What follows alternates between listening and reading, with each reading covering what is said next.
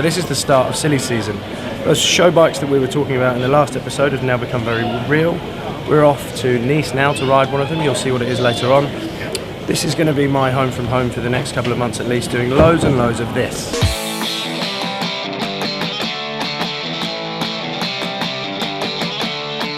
Waiting around for these things.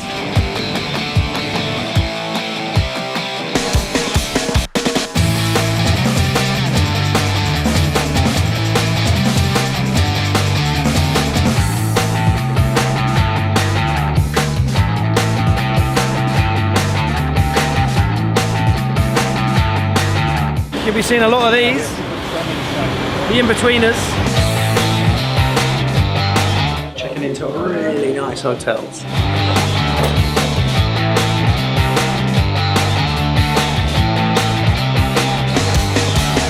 End of the first day, travel. 2 tubes, 2 trains, 2 buses, 1 aeroplane, 850 miles from home.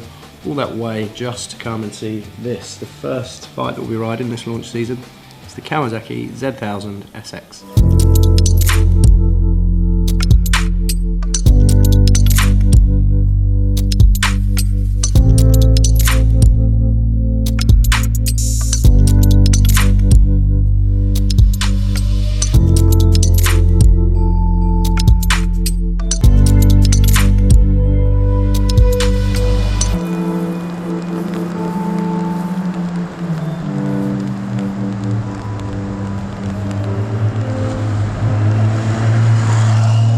I love it. It's always exciting.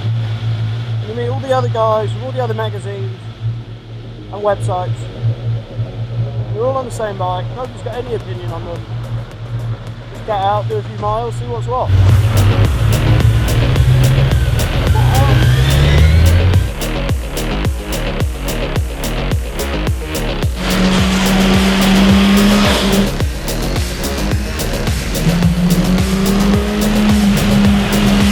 Turned out nice again.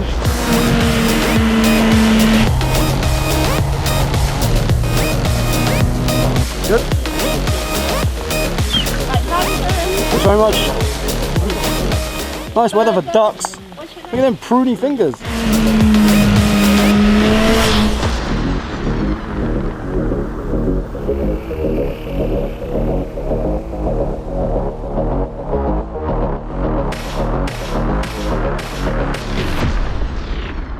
So we've just stopped for lunch halfway through the day. We've done about 120 Ks, every single one of them absolutely soaking wet, rain bouncing from the ground up.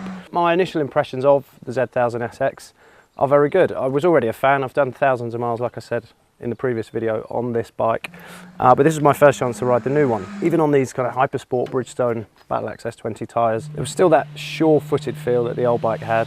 And I think the changes that they've made, albeit fairly small for EU4 regulations, with the changes that they made to the ECU and to the exhaust, somehow they seem to have made that power delivery even more creamy than it was before.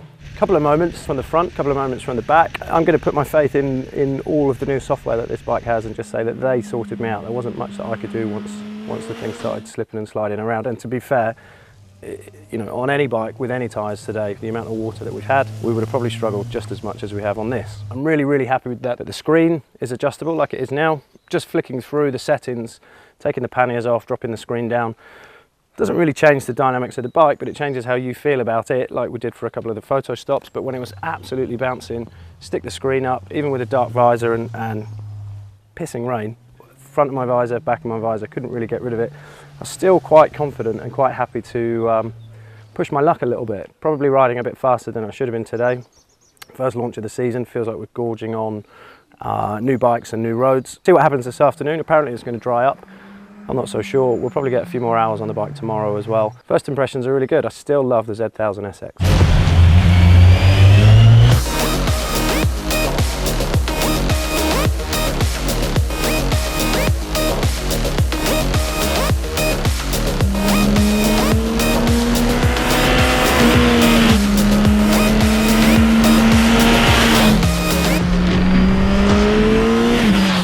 So we've taken a break from the riding element of the launch to talk about some of the technical similarities or differences between the outgoing 2016 version and this 2017 Z1000 SX. Start at the front with the suspension. The settings have changed, the settings have been optimized. The hardware itself within the suspension is pretty much the same as what you would get on the outgoing version. The same at the back, apart from the linkage has been changed. The rising rate linkage that these bikes have has been tweaked again to suit the nature of the changes that have also been made comfort-wise for your pillion. There's also the addition of these pillion grab handles, which I think the old version didn't have. It certainly didn't have as good ones as this.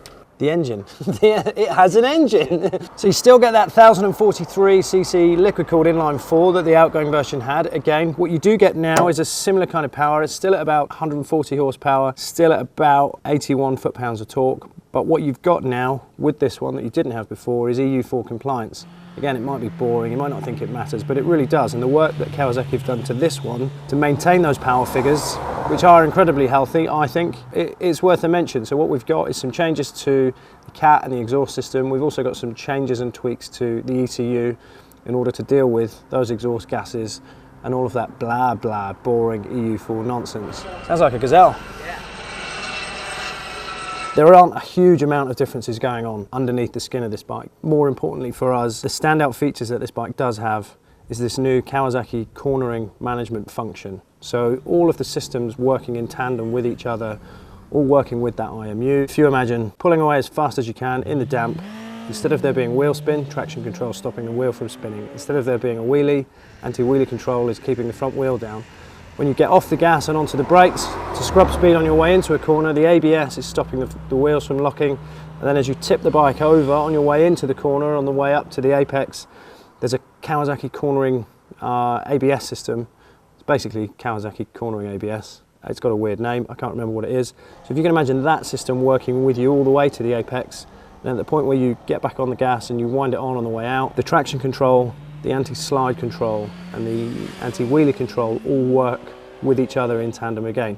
Like I was waffling in some of the onboard footage about this system being an enabler rather than a prohibitor. It wants you to work with it to enjoy your ride as much as possible regardless of the conditions. Kawasaki wanted to talk about how this bike is an enabler rather than a prohibitor. So the systems that are on it aren't here to stop you from having fun. The bike's kind of trusting the fact that you've bought a Z1000, so you must know what you're doing. You haven't accidentally tripped and fallen on a 140 horsepower bike. It's pretty trick stuff, and for somebody like me, a track day knobber who doesn't really have anything other than ham fists, I'm not one of those guys who can save high sides with magic and talent. Traction control and all that stuff is perfect for guys like me, which means it's probably perfect for guys like you. I do like the fact that they've managed to retain that character that the motor had, that kind of airbox, burpy, talky, growly thing that it does before it goes nuts at the top end.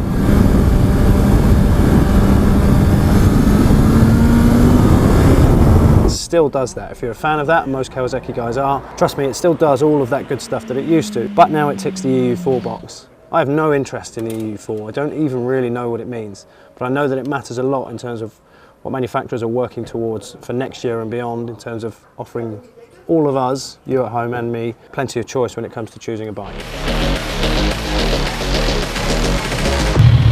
Sunshine!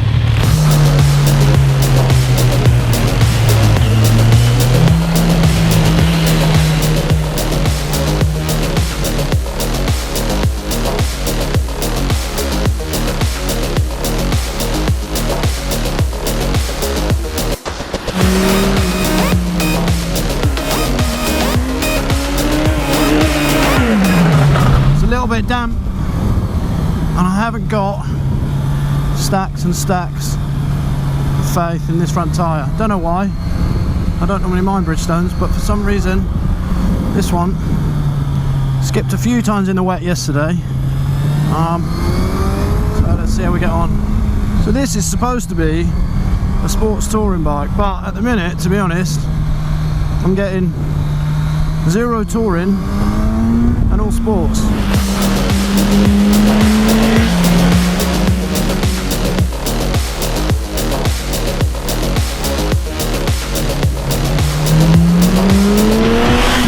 Right, so I've just jumped off literally 20 seconds ago, 270 Ks today. Plan was for us to get a feel for how both the sports element of a sports tourer and the touring element have both been increased and improved upon in equal measure.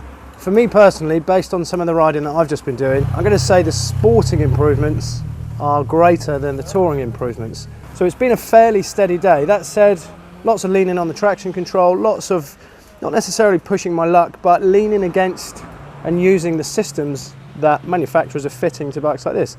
There's no point saying a bike's got ABS and traction control and all of this cornering management function that it's got if you're not really going to try and find out what it's going to do. And I'm still here. My little pruny hands are still connected to my arms, haven't fallen off. I've had a really, really good day. Like I say, a lot of it comes down to my kind of approach to a bike like this. I know it's a great touring bike. I know it sells really well in this sector. Kawasaki claim that they've kind of defined and set the segment in 2011 when they launched the Z1000 SX. I wouldn't really disagree, to be honest. I think the competition is wising up and they're building bikes that match, or at least they're ready to compete with the Z1000 SX.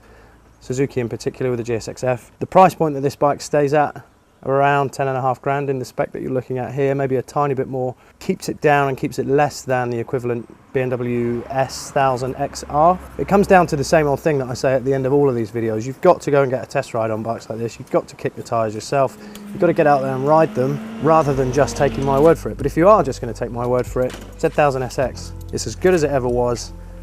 It's just a little bit better.